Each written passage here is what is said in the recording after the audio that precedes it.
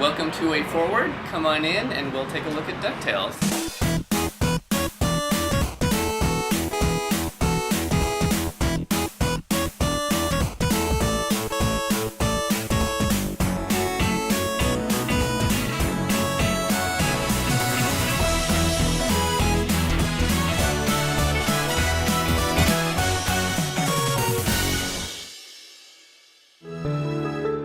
First step in creating the backgrounds was to really study the NES levels. We had the NES maps, blocked out. We had the entire map from both a level design perspective and sort of a art layout perspective. We looked at the levels and to try to interpret, what the feeling was. For something like Transylvania, when you look at the actual original layout, it feels like it's broken into a few different areas. There's kind of a dungeon, underground, very brick area where it had the spikes. There's the entryway, kind of a foyer, and there's like doors and sort of some wood and some like wallpaper kind of falling off, and then the grand ballroom with the red drapes.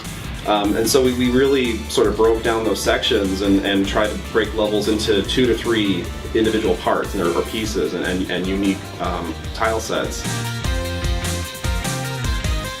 So in some levels, it is all just a big long either a series of rabbit trails or a big loops in on itself. And if you'd only know that you could start here and just wander in, you could get to the boss right away. And it seemed like, well, what we ought to do is make sure that players see a lot of the key or most memorable parts of the level. Like Transylvania would be kind of a shame if you never went and did the minecart. So we had this mechanism introduced early on to split up the nephews and have you go and find each one and put a kind of a mini boss there. I personally like the kind of cheesy Haunted Mansion feel of things anyway, so I fell in love with Transylvania immediately, from the mummy to the skeleton duck. I always liked the Transylvania level in the original game. That I'd say was my favorite because I liked the music and I always liked the bad guys. I love the skeleton duck and the mummy duck. So I kind of gravitate towards that in the new game too.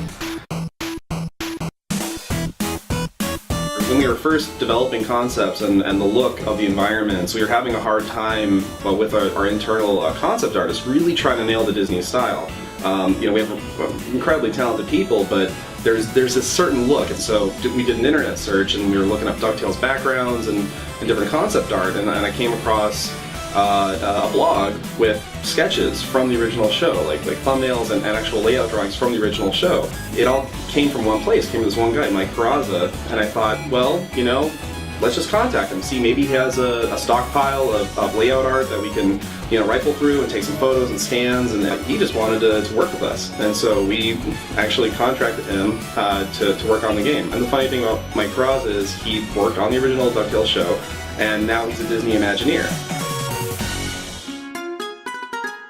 For the backgrounds, it was literally like taking, images right from the show and getting to convert them into these 3D environments.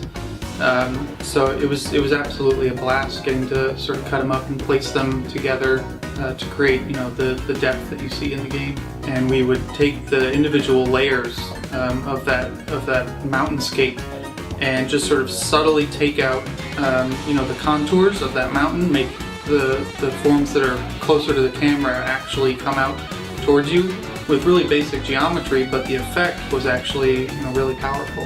We have an employee who worked at Disney Television as a background painter for 10 years.